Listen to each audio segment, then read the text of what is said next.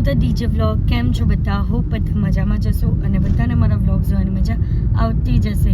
તો જો તમને મારા વ્લોગ જોવાના ગમે તો બધાને કહેજો અને નહીં ગમે તો ફક્ત મને જ કહેજો. તો ગાઈઝ અત્યારે અમે લોકો જઈએ છીએ શૂટ માટે બહાર અને તમને કાલના વ્લોગમાં કીધું હતું કે આ બધા અમારી સાથે આવે છે. એ લોકોને અડધે રસ્તે ડ્રોપ કરવાના છે. કઈ જગ્યા પર ડ્રોપ કરવાના છે? એ લોકો આપણે જે ઓછું સ્ટેશન આવે ને જે એ લોકોને સુરક્ષિત પુણે પહોંચાવી શકે એવી ટ્રેન જોઈશું. અચ્છા, એટલે સારી જગ્યાએ લોકોને ડ્રોપ કરશું એટલે દાદાના દર્શન કરવા પહોંચી જાય ડગરું સેટ એવી જગ્યાએ કોઈ ડ્રોપ કરશું. આપણે સર્ચ કરી લઈશું ગૂગલ પર કરી લેશું. એ તો પણ આપણે ડગરું સેટ ગયા બહારથી દર્શન કરેલા.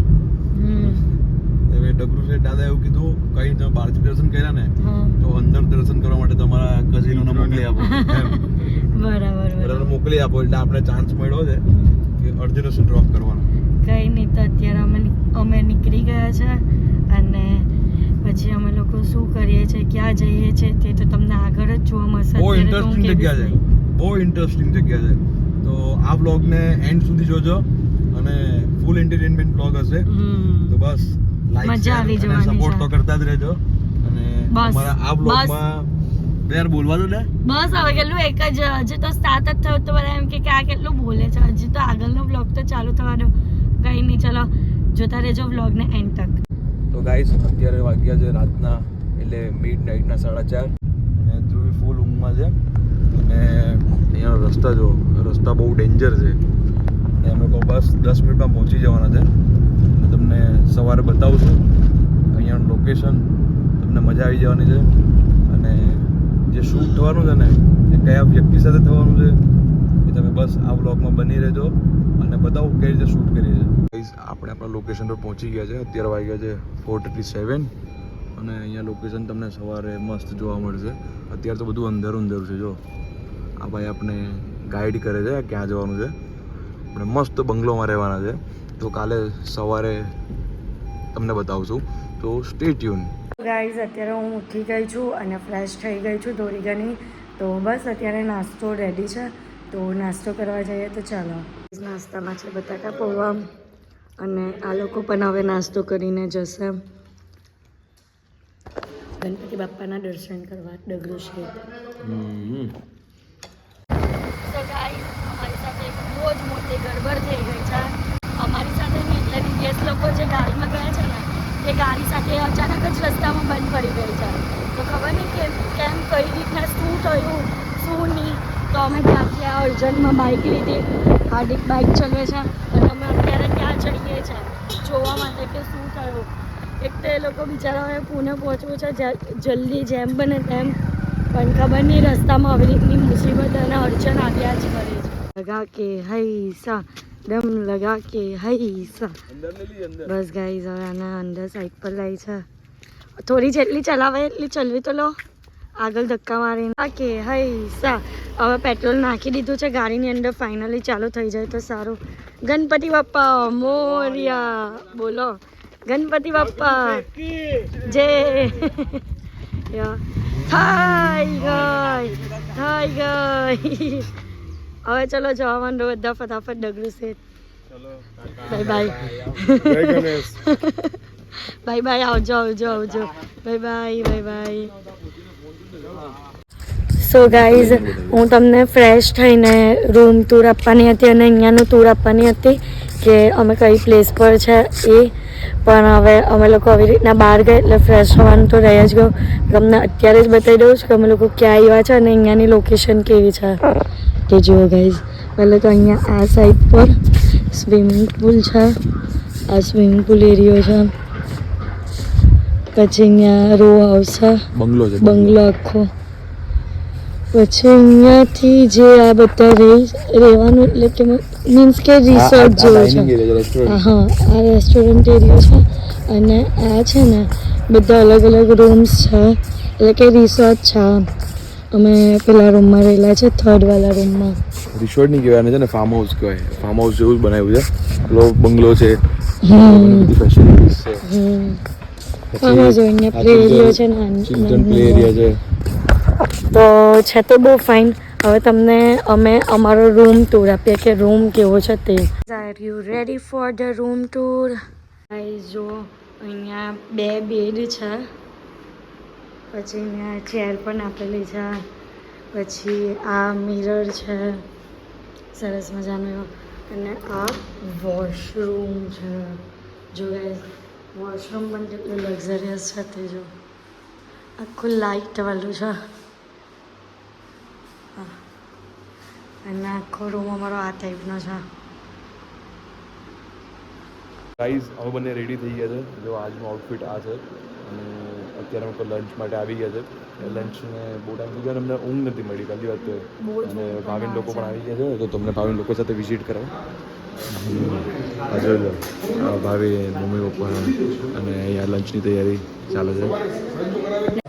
ને જમવાનાનો ટાઈમ પણ થઈ ગયો, તો અત્યારે અમે લોકો બપોરનો લંચ કરીએ છીએ 1:30 વાગે.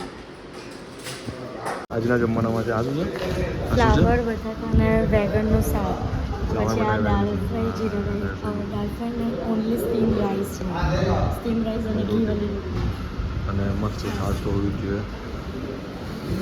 સો ગાઈઝ અત્યારે અમે લોકોએ લંચ કરી દીધું છે, અને લંચ ડિલિશિયસ હતું, કારણ કે મને તો એમાં છે ને સૌથી વધારે ઘીવાળી રોટલી વધારે ભાવે. તો બસ અત્યારે તો હવે અમે લોકો રેસ્ટ કરીશું 1-2 કલાક જેવું, અને એના પછી શૂટ સ્ટાર્ટ કરશું.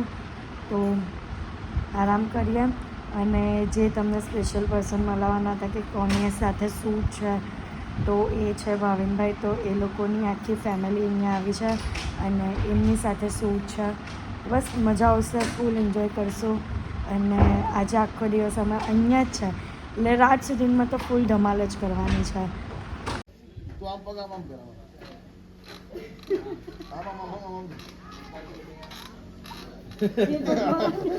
તારે યાદ છે ને એક પોસ્ટ કરવું પડે. નહીં એટલું જ છે, આ પગ આમાં નહીં થાય. Okay sir. જો તું ને નાટક કરવાનું છે, કીધું ઉપર છે, એટલું મોટો તો છે નહીં. બરોબર. 1 મિનિટ હો. 3, 2, 1 એક્શન. નીચે ઉતારો.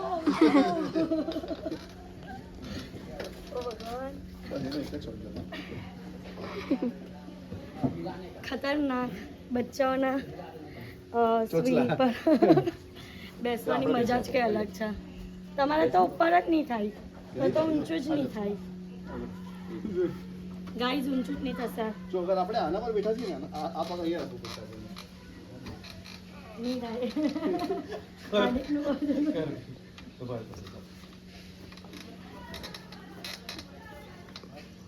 નહીં થાય. બધું વ્લોગમાં લેજે. નહીં જે થાય. પહેલી વાર નીચે ગયો ઉપર નહીં આવે. એ બેલેન્સ કરી બેલેન્સ. નહીં થાય. પગ તો નીચે મુકાઈ જાય. એ તેમ પગ ઊંચા રાખ્યા. એ સપોર્ટ તો મારે જ લેવો પડશે. બેડમિન્ટન સ્ટાર્ટ થઈ ગયું છે. જો નથી આવતું આ લોકોને રમતા નથી આવડતું. હે નથી આવડતું આ લોકોને રમતા. નથી આવડતું. બંને નૂબ છે નૂબ.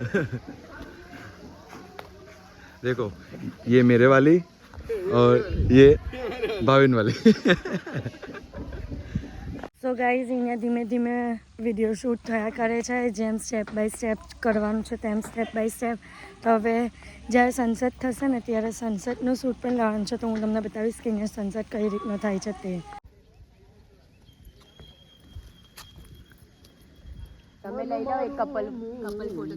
અહીંયા જુઓ કેટલું સરસ એવું સ્કાય એવું છે, આખું પિંક, બહુ જ મસ્ત.